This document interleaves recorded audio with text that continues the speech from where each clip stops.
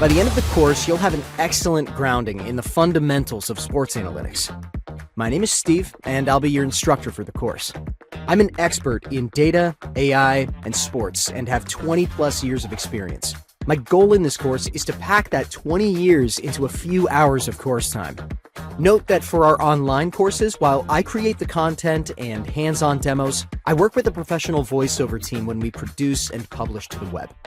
You may also see different learning avatars along the way. They'll provide different tips and tricks, best practices, and additional resources for you to use. Jake is our sports scientist, Amy is our data analyst, and Megan is our data scientist. The following are the learning objectives for this module. Identify different tools and programming languages used in sports analytics. Understand when you might use a tool or programming language. Perform basic data manipulation and analysis tasks using Excel and a programming language, Python or R. Create simple visualizations to communicate sports data insights effectively. 3 themes will drive this module. Different tools you can use for analyzing sports data. Programming languages that you'll need to learn. How tools and programming languages come together.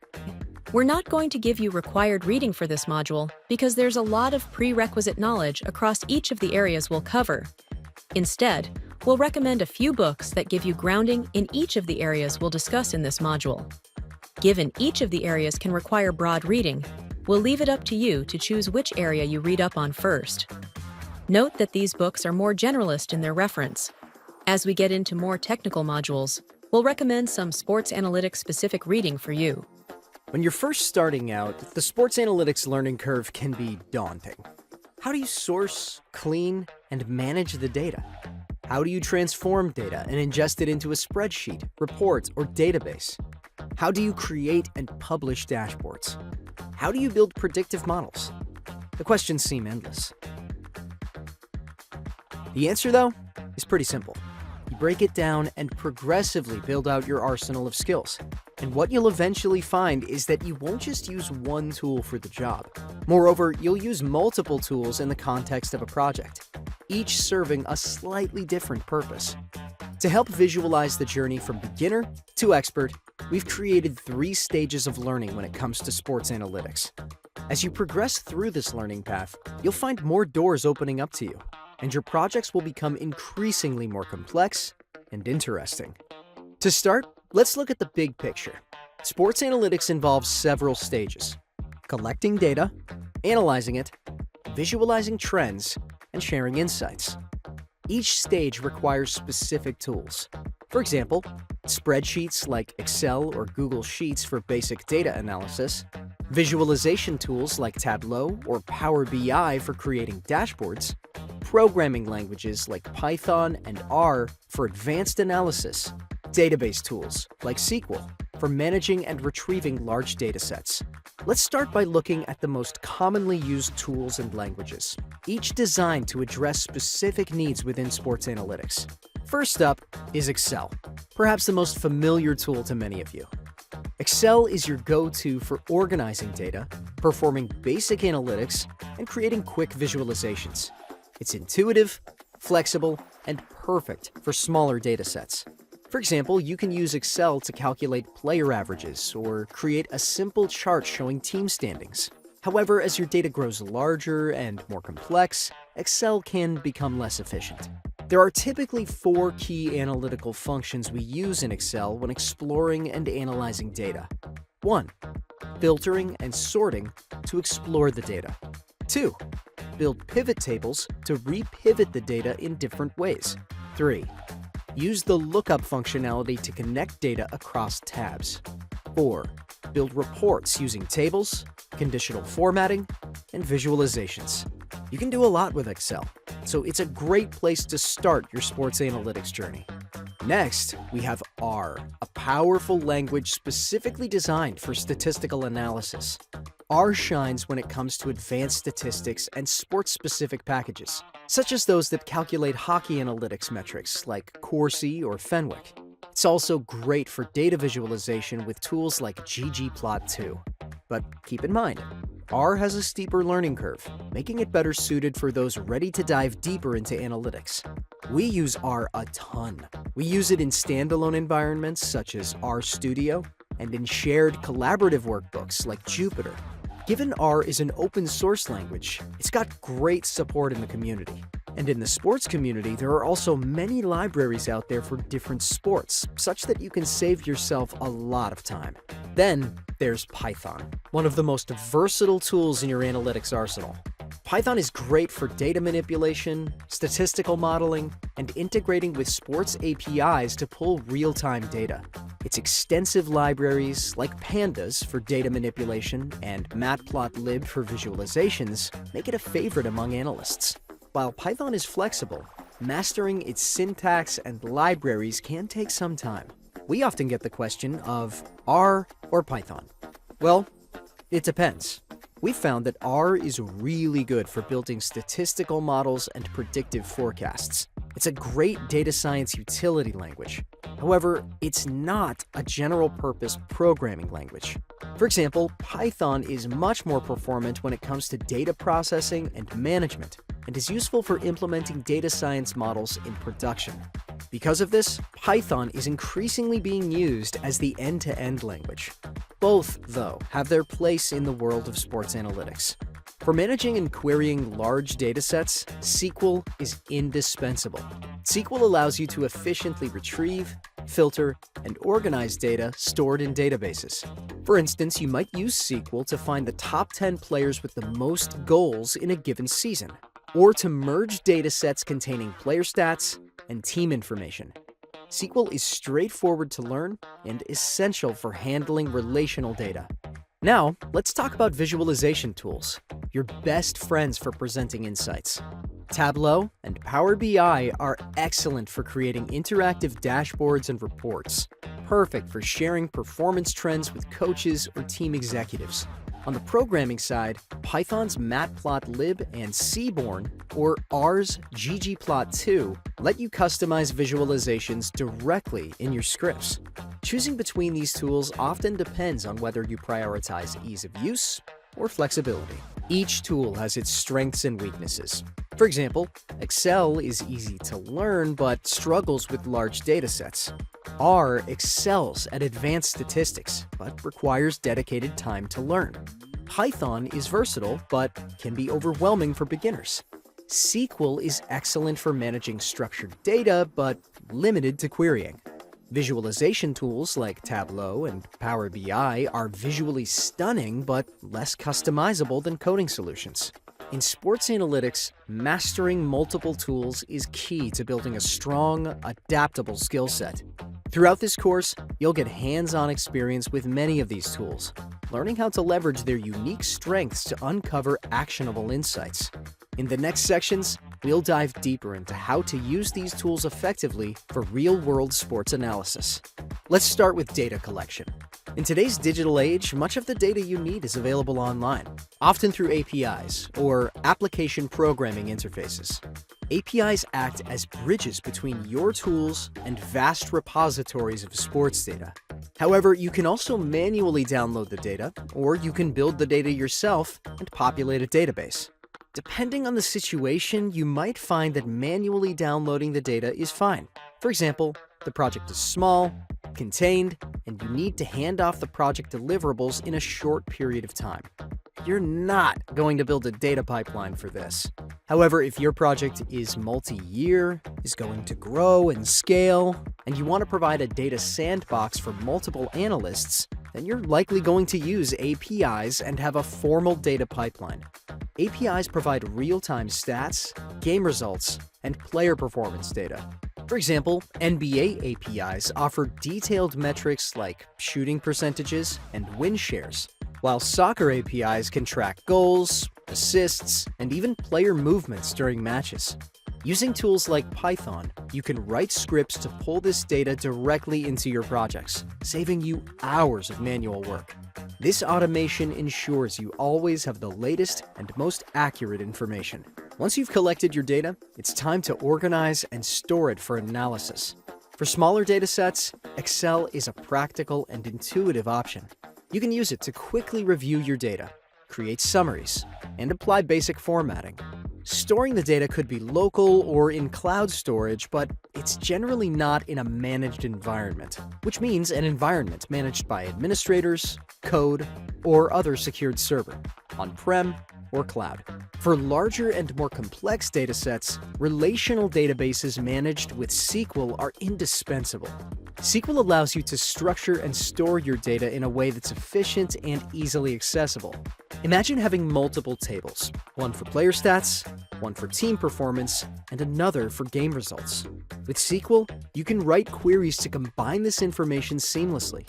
For instance, to calculate a team's total goals across a season. Now, let's talk about data cleaning, a critical step that ensures your analysis is accurate and reliable. Raw sports data often comes with issues, missing values, inconsistent formatting, or even duplicate entries. For example, you might have a dataset where a player's penalty minutes are missing in certain games. Do you fill in the blanks with zeros? Do you calculate an average? The answer depends on the context and the type of analysis you're performing. Similarly, formatting issues such as inconsistent date formats or player names can disrupt your analysis. Tools like Excel's data cleaning functions or Python libraries like pandas make it easier to handle these challenges. Once cleaned, your data is ready to be transformed into insights. A well-prepared dataset is like a clean ice rink before the game. It sets the stage for everything that follows. Now that your data is collected, cleaned, and ready for use, it's time to dive into data manipulation and analysis. This is where you start uncovering insights from raw numbers, identifying patterns, and answering questions that drive decision-making in sports analytics. Now that you've mastered the basics of data manipulation and analysis, it's time to focus on visualization, the art of turning raw data into compelling, easy-to-understand stories. Visualizations are essential in sports analytics because they allow analysts, coaches, and fans alike to quickly grasp complex insights. Let's start with Excel, a fantastic tool for creating quick and simple visualizations. Excel makes it easy to generate charts that can communicate key insights in seconds. For the demos in this module, we'll use Microsoft Excel, R, and Python. For R, we'll also use RStudio as the development tool, and for Python, we'll use PyCharm as the development tool. Be sure to download and install Excel, R, RStudio, Python, and PyCharm so you can follow along with the demos. You can find the links for these downloads in the slide here. For the first demo, we'll jump into Excel and create a simple heat map using conditional formatting. The result will be a visualization similar to what you see here that includes wins, losses, and points as a heat map. To do this, you first select the data to which you will apply the conditional formatting. You'll do this for the wins, losses, and points column. Notice the color contrast for losses goes in the reverse direction, as green implies good, and too many losses are, well, not good. When you're done, you should have a heat map where you can visually compare the performance of the teams. When you need more advanced visualizations, Python and R are your go-to tools. Both languages offer powerful libraries for creating detailed and customized charts. In R, you can calculate advanced player performance metrics, such as points per game, using simple scripts. R's powerful packages like dplyr make it easy to group data, calculate statistics, and even visualize trends. For the second demo, we're going to walk you through a simple R application. The end goal is to use R to create a view of quartiles by expected win percentage. This is the Excel dataset we'll use as our starting point. It has team metadata along with stats in it. Here, we're using RStudio as the development environment. And to start, we're loading a library called tidyverse, which is used for data science and plotting. We're next going to load the external Excel file into a new data frame. You can see that it loads into memory and includes the same data that is in the Excel file. Next, we're going to transform the data we loaded into a new data frame that includes the team name and the expected win percentage for each team. You can see the results of this code running here, with the teams listed from highest to lowest win percentage. We'll transform this data frame one more time. This time, we're converting all of the teams into a quartile-based view. This lists the 4 quartiles and the average expected win percentage within each of those quartiles. We then save it as an Excel file. At this point, we can open the file and use it to create a simple column chart. Python offers similar capabilities but shines in its flexibility and ease of integration with sports APIs. For instance, you can use Python's Pandas library to aggregate team statistics by season, like average goals scored or penalty minutes per game. Python scripts allow you to automate repetitive tasks and handle larger datasets with ease. With a little coding knowledge, you can efficiently analyze even the most complex datasets. In this next demo, we'll walk you through a simple Python application. In this demo, we're going to call an open API, which will return some hockey metadata and standings data for us.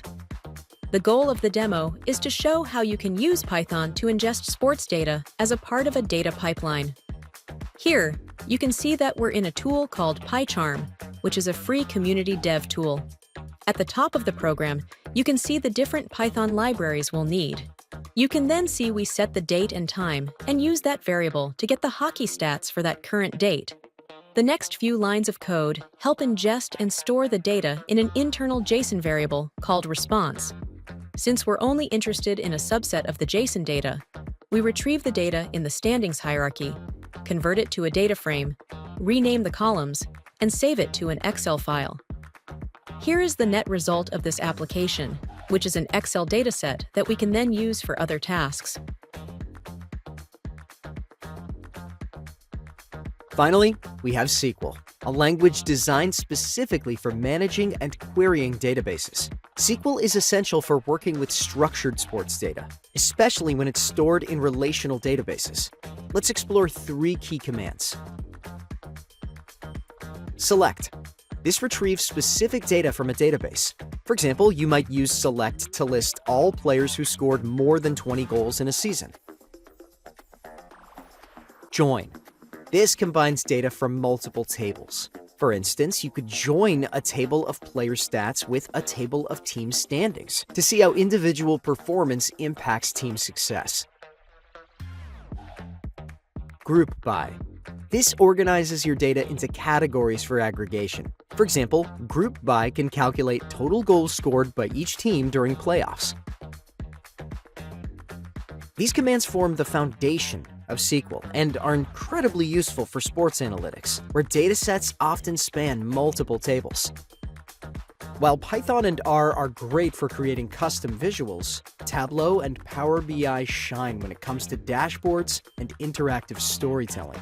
These tools are designed to help you present data in ways that engage and inform your audience. Creating a visualization isn't just about making it look good, it's about making it clear and impactful. Here are some tips to keep in mind. 1. Choose the right chart. Use bar charts for comparisons, scatter plots for relationships, and line charts for trends over time. 2. Simplify your message. Avoid clutter. Highlight the most important data points and remove unnecessary elements. 3. Know your audience. Tailor your visualizations to the needs of your viewers, whether they're analysts, coaches, or fans. 4. Test for interactivity. If using dashboards, ensure filters and tools work as intended. To summarize, use Excel for quick, straightforward charts. Leverage Python's matplotlib and Seaborn, or R's ggplot2 for detailed and customizable visuals. Create interactive dashboards with Tableau or Power BI to present data in an engaging, user-friendly format. Each tool has its place in your analytics toolkit, and understanding when to use each one will make you a more effective storyteller. In our final demo, we're going to show you how multiple tools and programming languages can work together. The goal of the demo will be to show how you can use Python to create a data pipeline, use R and RStudio to analyze the ingested data, create datasets in Excel, and use Power BI to create a dashboard. We'll end up with a win percent dashboard that we build in Power BI. Let's start the demo by summarizing how different tools and programming languages work end-to-end. In this view, you can see that on the left of the diagram, we have sports data providers. These can be free data providers or providers you pay for through subscriptions. You can also see that Python, R, and Excel can be used to build out a data pipeline that ingests, transforms, and stores data. And then finally, you can use different analysis tools, such as Excel or Power BI, to create reports or dashboards. You've seen this first part of the demo before. This was our earlier code walkthrough, where we showed you how to ingest the hockey data using some Python code. You can see the different parts of the program that ingest, transform, and create a dataset stored as a Microsoft Excel file. This next code snippet is another Python application that further transforms this first dataset into a filtered data frame and then adds calculated data fields to that same data frame. These new calculated columns will help us when we want to calculate the expected and actual win percentages, which we'll then use in the Power BI dashboard. You could continue to use Python as a part of your data transformation workflow, but we thought we'd show you a little bit of R. Here, we're loading the last dataset you saw, reshaping that data into very specific data frames, and then saving them as two new Excel files. The one Excel file shows home versus away expected win percentage, so you can see if a team is expected to play better and win more at home. The second Excel file shows expected versus actual win percentage. Both of these files are then used to create a dashboard in Power BI. You can see here that the data is loaded into separate data models, and then that data model is used to create two reports. The first report highlights the home versus away expected win percent. The second report highlights the expected versus actual win percent. As you can see, you can use the filter to compare different teams within these two reports. That wraps up our overview of tools and programming languages in sports analytics. In this module, you learned the categories of tools used in sports analytics, the basics of Python, R, and SQL, how beginner-friendly tools like Excel and Tableau can help you get started. For your next steps, download Python and try running a simple script to ingest and transform data. Explore Power BI's free desktop version and use it to create a basic dashboard. Pick one project idea. For example, analyzing your favorite team's performance data. Remember, sports analytics is a journey. Start small, stay curious, and keep practicing.